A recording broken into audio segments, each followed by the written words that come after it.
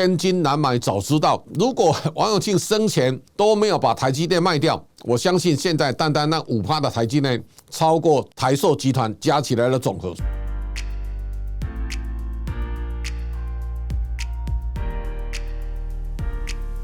各位财讯的观众朋友，大家好，我是谢金河，欢迎再度收看老谢开讲。这个礼拜我们要来看看川普上任之前，我们也看到全世界的秩序呢，都因为川普开始有重大的改变。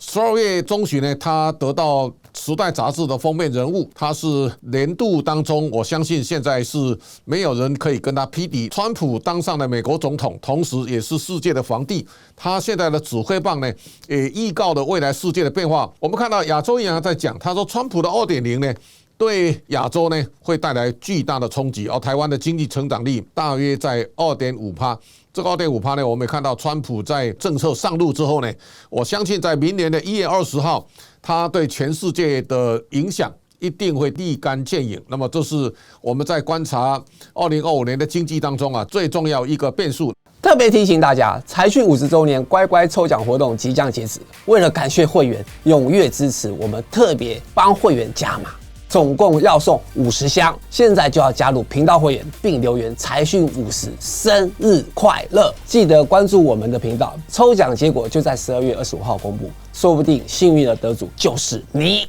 那么川普开支票要刺激美国的投资，孙正义先生呢已经宣示投资1000亿美元，台湾未来的台积电呢看起来加码在美国的投资也会势在必行。那么在川普上任之前，他有一个大动作，他邀请中国的国家主席习近平呢来参加他的就职典礼。那么现在看起来，习近平没有答应要到美国来参加这一次的庆典。那么大致上呢，我们大家可以看到美中的角力其实暗潮汹涌。这一次有各种不同的解读，也就是川普邀请习近平呢出席就职典礼。对习来讲，他如果没有直接跟川普对话机会，他只坐台下，看起来他不会应邀去观礼。那么这个时候呢，川普对中国的态度也会决定未来的美中角力的一个大的格局。我们也看到这一次中国领导人没有像过去呢表现出相对的敌意了。习近平说愿意跟美国对话合作。那么这是在美中角力从2017年到现在呢，看起来习近平的调性呢，他正在转向。中国也在川普就任之前他突然的回马枪呢，对 NVIDIA 呢展开反垄断的调查。那么基本上呢，中国在 AI 的晶片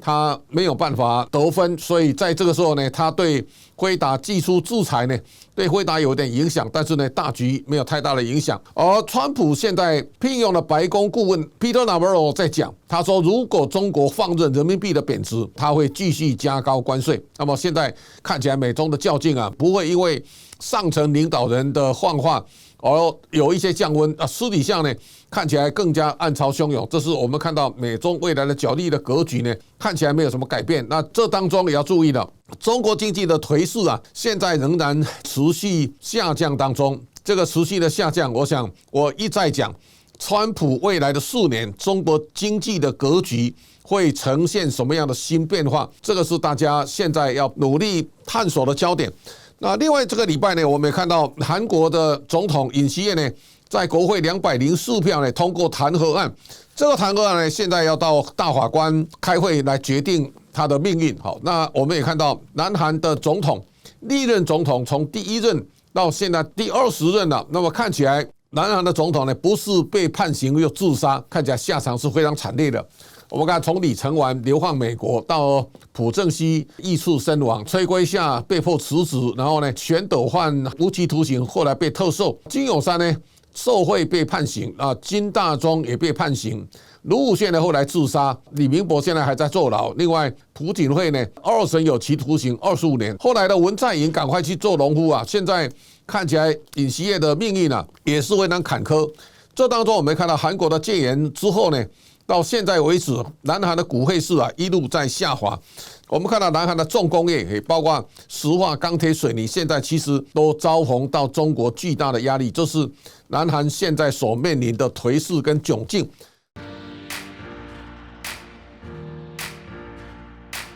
回头我们要看一看台湾现在的态势。这个礼拜呢，富邦集团的蔡明忠董事长他特别提到，他说明年台湾的经济成长率呢可以上看4%以上。他认为企业的经营者啊一代比一代强，所以他对未来展望乐观。这是比很多的，包括刚才讲的亚银对台湾的2.4%呢，他看得更乐观。这个乐观当中，我们大概可以看一下上市贵公司在11月的营收啊，前11个月呢已经来到40.5兆了，超过前年的总额。那么今年看起来，全体上市贵公司呢获利大概会超过4兆台币。我们金控业的前11个月呢，大赚5714亿，现在大概前3名啊，获利都比去年有大幅的成长。那么我们看到元大金控呢，现在赚了340亿，它已经跃升到第4，后面是兆丰金，它领先兆丰金20亿。15家金控公司啊，会再创历史新高。我想这个没有什么疑义。另外一个，我们特别要看到台湾的出口资通讯产业呢表现非常好，我们要慢慢的把这个台湾现在出口情势呢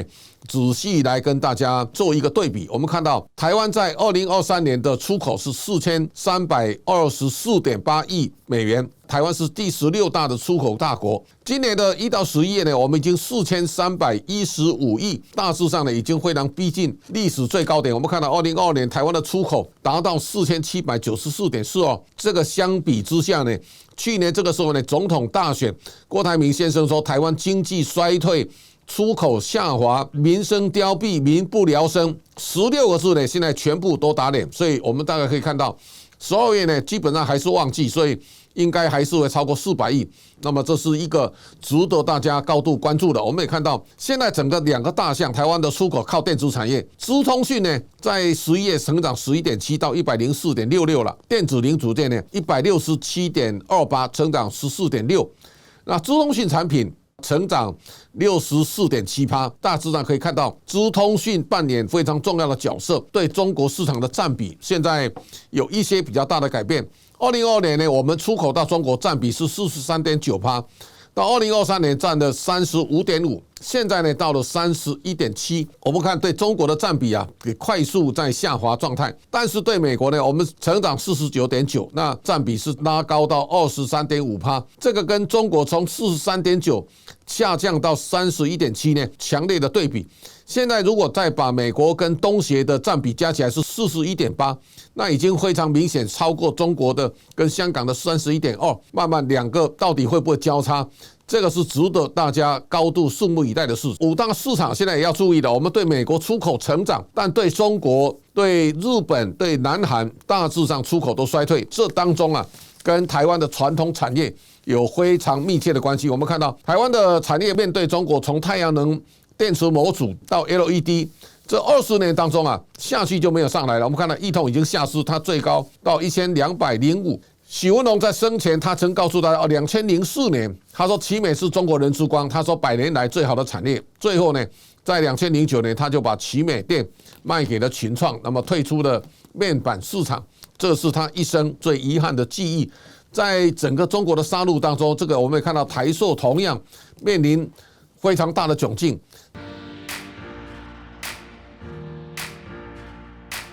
这张照片是2017年年度代表字，其实这个是台湾刚刚开始会有一个好年，但是呢，台湾大多数的民众啊写了一个盲字，也告诉大家，大家面对未来是茫然的。那一年的代表字有乱啦、虚啦，代表那个苦的字眼啊，包括压力的压好讨厌的厌那这个就是大家可以想象得到，当年大家非常的无奈。但是呢，2017年其实是重要的分水岭。2017年之后呢，中国的经济开始往下反转，台湾的经济呢蒸蒸日上。那最大的一个关键是台湾跟着世界一起做生意，所以台湾走向世界，不是像过去这样把自己绑到中国里面。那张忠谋的自传当中啊，有几个亮点。那么第一个，他提到创办台积电所遭受到各方的看坏，在自传当中他有很多的说明。这当中更有意思的，他说Intel 走到今天的窘境啊，因为 Intel 用口才好的人来当 CEO， 而不是对专业的评比，所以他在讲 Kiyo 辛格呢，给 Intel 带来非常大的压力。那同时呢，他也提到他跟王永庆先生生前，他说王永庆先生呢曾经想要挖角他到台塑集团任职，月薪1万美元。那个时候呢，王永庆在政府的邀请之下，勉强投资台积电，但是呢，因为看不懂半导体，所以不久之后呢，他就把5%左右的台积电呢，全部都把它卖掉，卖掉呢价格大概17.6块，所以我们经常在讲千金难买早知道。大家可以看到台塑四宝全部的市值啊，大概是1兆146亿，台塑相关的子公司啊，包括南亚、南电。加起来呢，大概1兆2276亿。这个时候呢，如果王永庆生前都没有把台积电卖掉，我相信现在单单那5%的台积电超过台塑集团加起来的总和。所以也告诉大家，台塑呢未来应该走的什么样的路呢？第一个，如果仿效过去的信业化学，它把石化炼油厂全部关掉，转型做矽晶圆，那么现在变成全世界最大的矽晶圆的公司。那台塑集团到底未来如何转型？这个大家拭目以待。同时呢，如果他要学李嘉诚的话呢，把长江跟和记黄埔相关的子公司啊合并成一家呢，台塑四宝变成一家公司，这个也是可能考量的焦点，或是说台塑化整为零，转型到特用化学品。我想这是现在对王文渊总裁来讲，他必须要好好思考台塑集团未来要怎么走什么样的路，一个重要的关键。那张忠谋先生在书里面呢，他说他重新定位全球化。那大家也知道，在全球化的路上，假如大家都是用市场经济公平竞争，全球化呢，它会畅通无阻。但是如果类似中国这样用国家补贴大量生产，那么用价格杀戮呢来打击对手，那我相信到最后呢，全世界各国都会把门关起来。那么在这个礼拜，魏哲家参加行政院科技会议，那么他提到3个重点。他认为台湾在机器人，台湾有很大的优势。他也提到台湾在发展无人机，或者是用 AI 的技术呢，在整个节能减碳的产业呢，能够走出一条大道，也包括特斯拉现在在人形机器人上面呢，他现在找台积电合作5奈米，那这个都是魏哲家董事长告诉大家，台积电呢未来5年好到爆。那我想他已经给大家带来一个标准答案。那台积电是领航台湾非常重要的推手，台积电好，台湾就不会太坏。那么这是大家今天所看到，台湾进入到2025年，我们的焦点还在台积电跟周边的供应链跟 AI 产业链上面，我相信台湾还是有继续奔驰的空间。老谢开讲今天告一段落，感谢大家的观赏，下周同一时间请大家继续收看。